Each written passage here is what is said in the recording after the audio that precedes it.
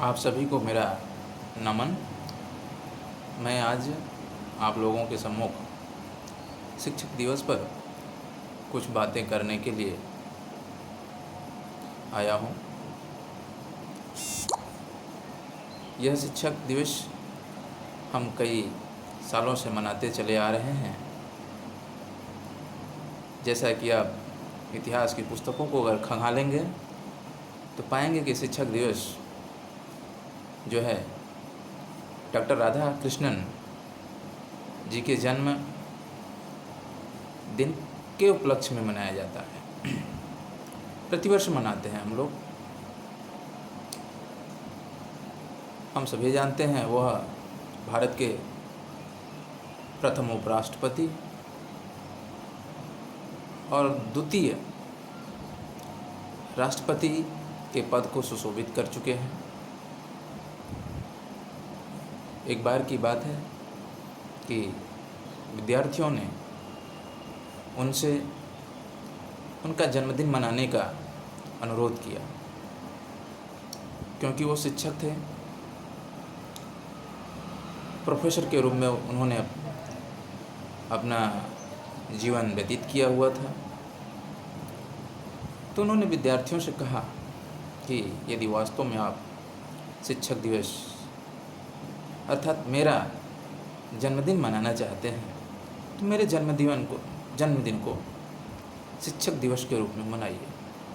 मेरे जन्मदिन को सभी शिक्षकों को समर्पित कीजिए। उनका अभिप्राय यही था कि कम से कम साल में एक दिन तो हम अपने सभी गुरुजनों को याद कर लें, उनके बताए मार्ग, उनके बताए चित्रों, उनके बताए टीचिंग्स को हम याद कर लें और हम ये भी आकलन करें कि हम आज कहाँ तक अपने जीवन की यात्रा को तय कर पाए हैं।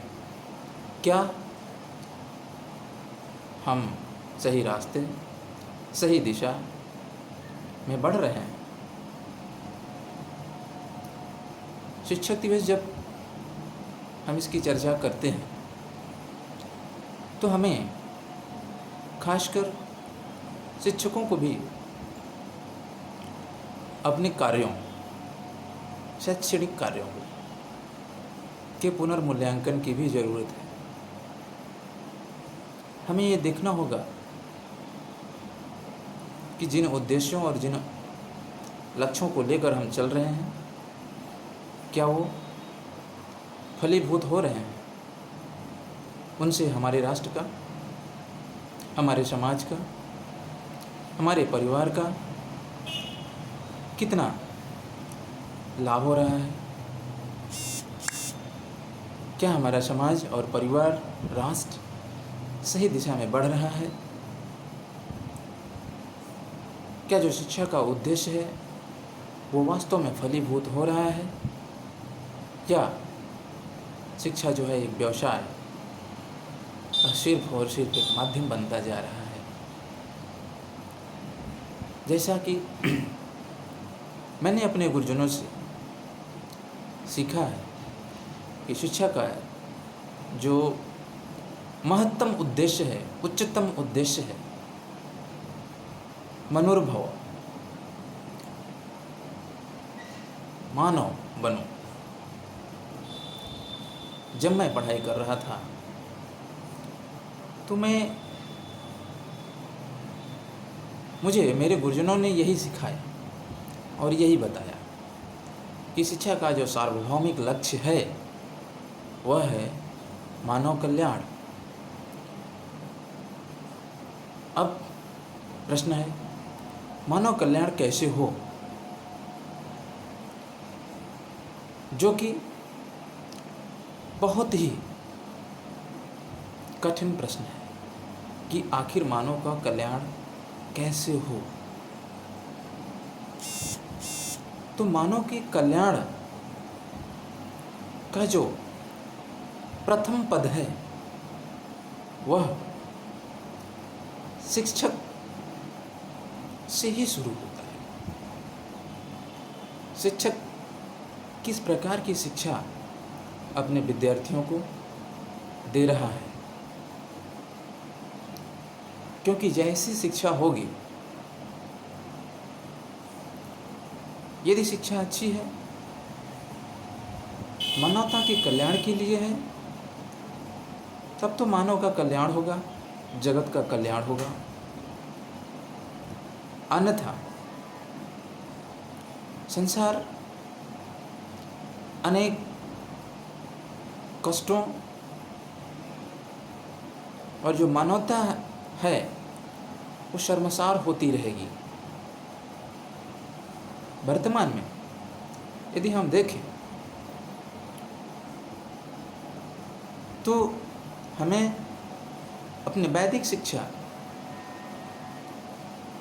का इम्प्लीमेंटेशन बहुत ही आवश्यक है अपने वर्तमान शिक्षा में लाने के लिए। हमें अपने विद्यार्थियों को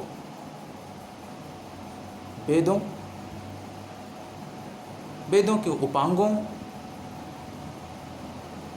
हमारे जो साहित्य हैं उनका ज्ञान कराना मुख्य उद्देश्य होना चाहिए। जो देश, जो राष्ट्र अपने साहित्यिक और ऐतिहासिक अनमोल धरोहर को, अपनी विरासत को, अपने ज्ञानात्मक तथ्यों को एक पीढ़ी से दूसरी पीढ़ी में सम्यक रूप में स्थानांतरित कर लेता है,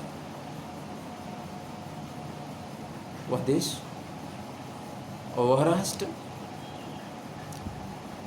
विकास के मार्ग पर अग्रसित रहता है, बढ़ता रहता है। हमारे देश के शिक्षा व्यवस्था में आमूलचूल परिवर्तन करते हुए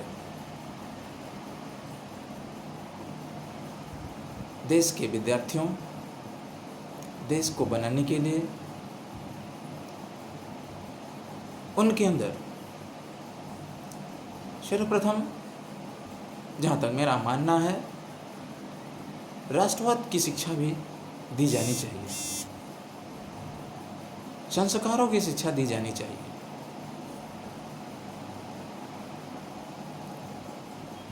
और संस्कार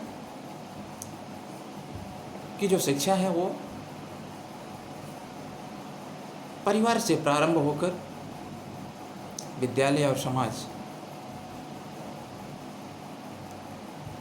से मिलती है। विद्यार्थी परिवार से भी संस्कार ग्रहण करता है। जब विद्यालय में आता है, चूँकि विद्यालय समाज का एक लघु रूप है, और वहाँ आने पर नाना प्रकार के सहपाठियों के साथ घुलता है, मिलता है, उनके सभ्यता, उनके बातचीत, उनके तौर तरीक़ों से वो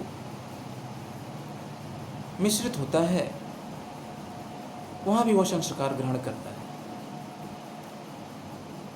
एज ए शिक्षक हम सभी को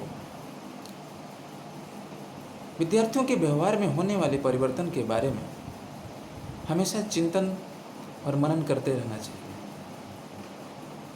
हमेशा विद्यार्थियों के व्यवहार को देखते रहने या ध्यान देते रहने की आवश्यकता है। समय समय पर विद्यार्थियों को पाठ्यक्रम सहगामी क्रियाओं, ऐसी एक्टिविटी जिससे उनकी ऊर्जा का सकारात्मक कार्यों में उपयोग किया जा सके, ऐसे कार्यक्रम समय समय पे आयोजित भी किए जाने चाहिए,